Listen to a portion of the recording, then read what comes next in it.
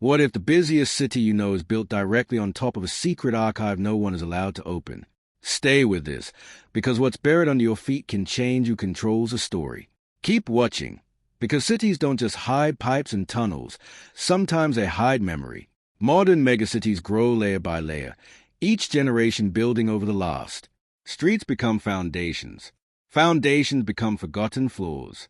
Over centuries, entire neighborhoods disappear beneath concrete. This vertical amnesia is convenient. It keeps the past out of sight and out of mind.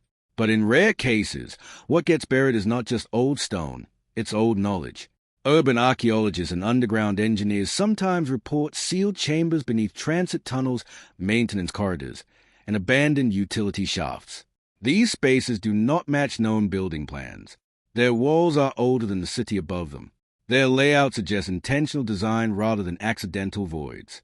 When such chambers contain shells carved into stone, niches shaped for scrolls or tablets, and markings that resemble cataloging systems, a chilling possibility emerges.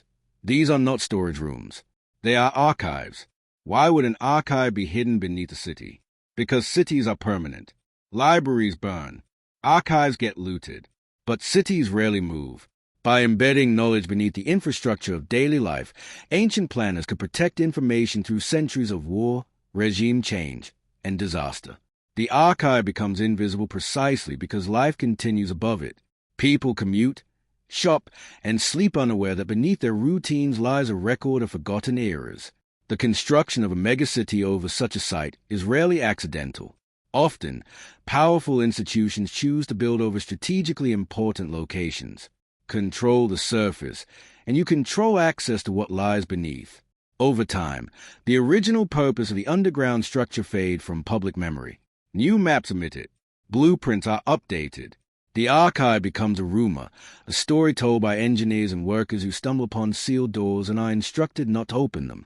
Secrecy is easier to maintain when the hidden thing is inconvenient. Opening a sealed chamber beneath a city disrupts traffic, utilities, and commerce. It costs money. It creates legal and political complications. So authorities choose not to know. The archive remains buried not just physically, but bureaucratically. Silence becomes policy. But knowledge does not stay buried quietly. Underground water shifts. Construction vibrations loosen seals. Cracks form. Workers notice older stone behind modern concrete. Sometimes, fragments surface, a carved tablet reused in a tunnel wall, a fragment of script embedded in foundation fill. These are the breadcrumbs of a hidden archive. They suggest that the past is still present, pressing upward against the present. What would such an archive contain? Not treasure, but records. Census lists of vanished populations. Maps of cities that no longer exist. Treatises on technologies abandoned. Accounts of wars erased from official history. Knowledge that destabilizes modern narratives is the most likely to be buried. When regimes change, archives become liabilities. The safest place to hide inconvenient memory is beneath the very structures that symbolize progress. This raises an uncomfortable thought. The modern city is not just built on history. It is built over it. The concrete that supports everyday life may also be the lid on a vault of truths no one is ready to face. If that feels unsettling, it should. It means the ground beneath you is not neutral. It is curated. What if the first people to find the archive were told to pretend they never did? Stay with this, because discovery doesn't mean disclosure. Keep watching, because some doors are open only to be closed again. Most hidden archives beneath cities are not found by historians. They are found by workers. Tunnel crews drilling new subway lines. Utility teams repairing collapsed pipes. Emergency responders navigating forgotten service corridors. The discovery is almost always accidental. A drill breaks through into an empty space. A wall gives way to reveal older stone. A camera lowered into a cavity shows shells carved into rock. The first reaction is confusion. The second is protocol.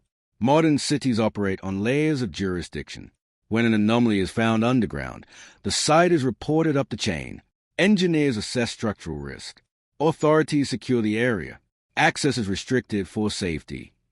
This is reasonable on the surface. Unknown void beneath a city can cause collapses. But safety procedures also become a convenient reason to limit who sees what lies beyond the breach.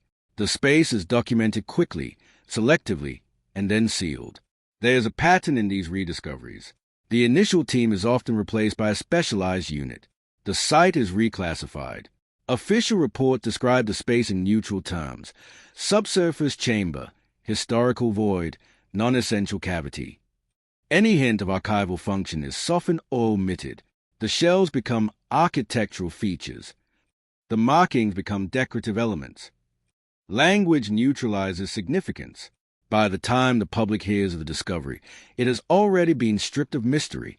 In some cases, a few images leak. A worker snaps a photo of carved niches or inscriptions. The image circulates briefly online, sparking speculation. Then it disappears. Posts are deleted. Accounts go private. The story is reframed as misinformation or urban legend. The leak becomes noise in the constant stream of content. The archive slips back into obscurity. Why seal it again? Because opening it creates problems. An archive beneath a city disrupts development plans. It raises questions of ownership. It threatens existing historical narratives. It demands resources to study and preserve. The easiest solution is to stabilize the structure and move on. Progress above ground depends on ignoring what lies below. The archive is not destroyed. It is postponed. There is also institutional fear. Archives contain context. Context can reframe history. Reframing history can challenge authority. If record beneath the city reveal alternate chronologies, suppress events, or forgotten populations, they complicate the clean stories nations tell about themselves. Managing that complexity is difficult. Burying it is simpler. The archive becomes a sealed liability. Sometimes, rediscovery leads to partial extraction. A few artifacts are removed for study. They are catalogued quietly. Their provenance is vague. Without context, their significance is diminished. An archive without its structure is just a collection of fragments. The story it could tell remains locked underground. This piecemeal approach allows institutions to claim engagement with the past while avoiding its full implications. The workers who first found the archive often carry the memory. They tell stories off the record. They describe sealed doors, older stone, shelves that look like they were made for knowledge, not storage. Their accounts are dismissed as rumor. Over time, even they doubt what they saw. Memory erodes. The city keeps moving. What if the knowledge buried beneath the city is dangerous not because it is powerful, but because it is inconvenient? Stay with this, because inconvenient truths don't fit into clean timelines. Keep watching, because what gets buried is often what doesn't behave. The most threatening knowledge is rarely about weapons or secrets of destruction. It is about continuity. Archives hidden beneath cities are likely to contain records that disrupt neat historical narratives. Lists of rulers that contradict official chronologies. Maps showing urban layouts older than the city itself. Accounts of migrations that challenge who is considered native to a place. These kinds of records destabilize identity. They make the present feel less inevitable. That is why they are buried. Consider how cities build identity around origin stories. A city declares a founding date. It celebrates anniversaries. It frames its growth as linear progress. An archive beneath that city that documents earlier civilizations, forgotten communities, or cycles of collapse undermines that narrative. It suggests that the city is not the first to occupy this ground, and that permanence is an illusion. This threatens the emotional story people tell themselves about belonging and destiny. There is also the problem of inconvenient technology. Archives may preserve techniques that modern society abandoned or forgot, not because they were inferior, but because they did not align with economic or political priorities. Knowledge of sustainable water systems, low-impact construction, or decentralized governance can be threatening to centralized power structures. When alternative ways of organizing life exist on record, current systems appear less necessary. The archive becomes a mirror showing paths not taken. Some buried records may document events that contradict moral narratives. Stories of collaboration where betrayal is celebrated. Accounts of violence by those later honored as founders. Evidence that heroic myths were propaganda. This kind of knowledge erodes simple moral frameworks. Societies prefer clean heroes and villains. Archives preserve complexity. Complexity is harder to govern. There is a quieter threat as well, memory of pluralism. Archives often record diversity of belief, language, and practice that later regimes homogenized. Beneath a modern city that presents itself as culturally unified, an archive might preserve evidence of erased communities. Recognizing that diversity complicates claims of cultural purity or historical entitlement, it forces reckoning with erasure and displacement. That reckoning is politically uncomfortable. Because of this, hidden archives tend to be framed as hazards rather than resources. The narrative becomes about structural risk, contamination, or safety. The language of engineering replaces the language of knowledge. This reframing allows authorities to justify sealing the space without openly acknowledging what is being sealed away. The archive becomes a technical problem, not a historical opportunity. Yet the very act of hiding creates fascination. Rumors spread. Urban legends grow.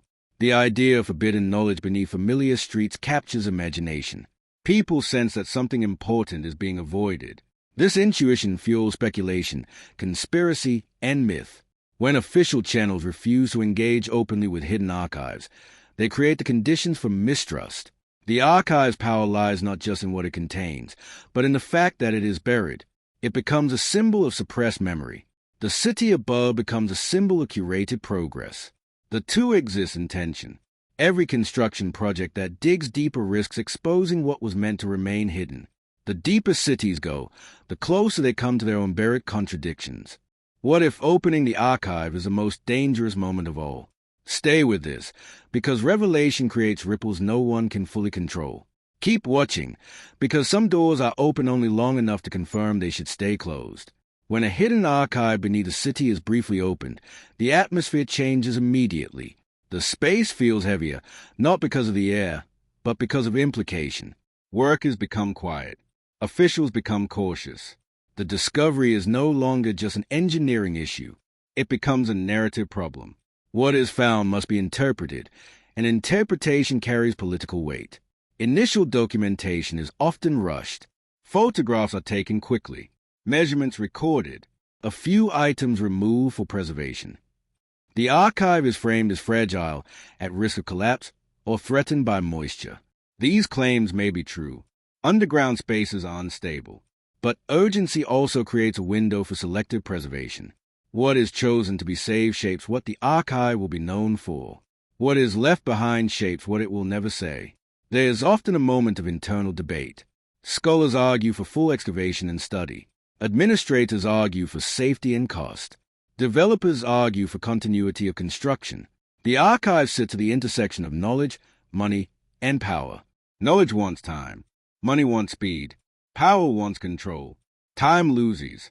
Public disclosure, when it happens, is carefully managed. Press statements emphasize historical curiosity without detail. Images released are curated. Context is minimized. The story is framed as a minor discovery, not a destabilizing one. This framing is strategic.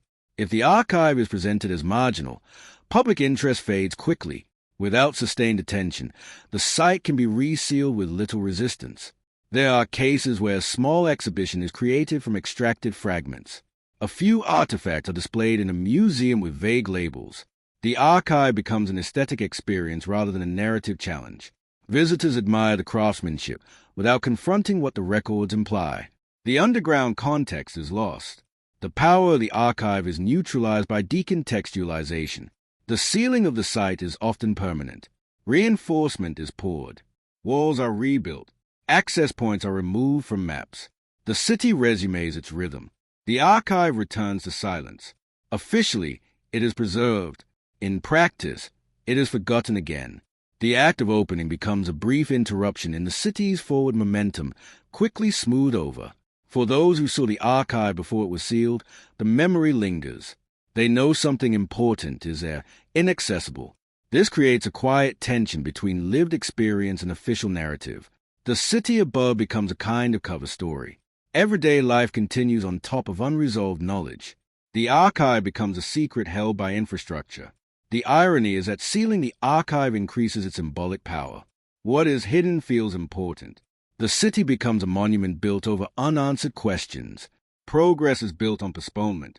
The deeper the city grows, the deeper the archive is buried. Each new layer of development adds weight to the silence. If you feel the pull of that silence, stay with this.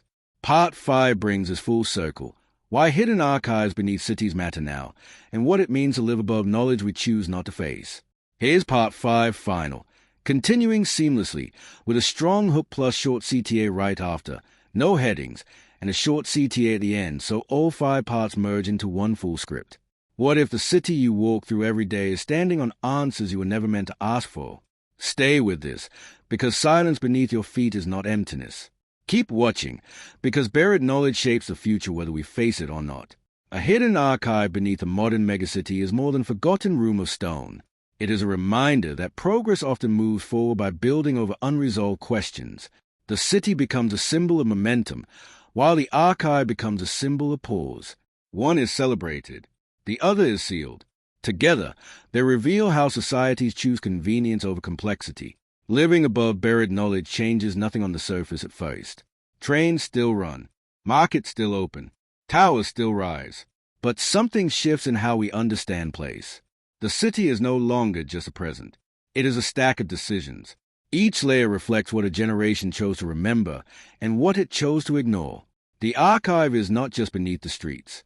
It is beneath the story the city tells about itself. Hidden archives matter because they contain continuity. They remind us that urban life is cyclical, not linear. Cities rise, fall, and rise again on the same ground. Populations change. Names change. Power changes. The archive beneath the city records these shifts without allegiance to the present regime. It is a witness that outlives institutions. That kind of witness is uncomfortable. It resists clean narratives of origin and destiny. There is also a personal dimension. When we realize that knowledge can be buried beneath our routines, we become more aware of what is buried within narratives we accept without question. The archive becomes a metaphor. What truths are sealed behind walls of convenience in our own lives? What questions do we avoid because opening them would disrupt the flow of daily existence? The city teaches us how to move forward. The archive teaches us how to pause. Choosing not to open the archive is not neutral. It is a decision to let the past remain inaccessible. Sometimes this is justified by safety and cost. Sometimes it is justified by fear of complexity. Either way, the result is the same. Knowledge stays underground, and the present remains simpler than the truth would allow. But buried knowledge does not disappear. It waits. It shifts the ground. It creates pressure. Sooner or later, construction will dig deeper. A wall will crack. A tunnel will break through. The archive will surface again, because cities cannot expand forever without touching what lies beneath them. When that moment comes, the question will not be whether the archive exists. The question will be whether we are finally ready to listen to what it says. What if the city you walk through every day is standing on answers you were never meant to ask for? Stay with this, because silence beneath your feet is not emptiness. Keep watching, because buried knowledge shapes the future whether we face it or not. A hidden archive beneath a modern megacity is more than a forgotten room of stone. It is a reminder that progress often moves forward by building over unresolved questions. The city becomes a symbol of momentum, while the archive becomes a symbol of pause. One is celebrated, the other is sealed. Together, they reveal how societies choose convenience over complexity. Living above buried knowledge changes nothing on the surface at first. Trains still run, markets still open, towers still rise. But something shifts in how we understand place. The city is no longer just a present. It is a stack of decisions. Each layer reflects what a generation chose to remember and what it chose to ignore. The archive is not just beneath the streets. It is beneath the story the city tells about itself. Hidden archives matter because they contain continuity. They remind us that urban life is cyclical, not linear. Cities rise, fall, and rise again on the same ground. Populations change. Names change. Power changes. The archive beneath the city records these shifts without allegiance to the present regime. It is a witness that outlives institutions. That kind of witness is uncomfortable. It resists clean narratives of origin and destiny. There is also a personal dimension. When we realize that knowledge can be buried beneath our routines, we become more aware of what is buried within narratives we accept without question. The archive becomes a metaphor. What truths are sealed behind walls of convenience in our own lives? What questions do we avoid because opening them would disrupt the flow of daily existence? The city teaches us how to move forward. The archive teaches us how to pause. Choosing not to open the archive is not neutral. It is a decision to let the past remain inaccessible. Sometimes this is justified by safety and cost. Sometimes it is justified by fear of complexity. Either way, the result is the same. Knowledge stays underground, and the present remains simpler than the truth would allow. But buried knowledge does not disappear. It waits. It shifts the ground. It creates pressure. Sooner or later, construction will dig deeper. A wall will crack. A tunnel will break through. The archive will surface again, because cities cannot expand forever without touching what lies beneath them. When that moment comes, the question will not be whether the archive exists. The question will be whether we are finally ready to listen to what it says. If this made you look at your city differently, share this with someone who walks busy streets without thinking about what's underneath. Follow for more hidden layers of history, and keep your curiosity alive, because the ground beneath you remembers more than you've been told.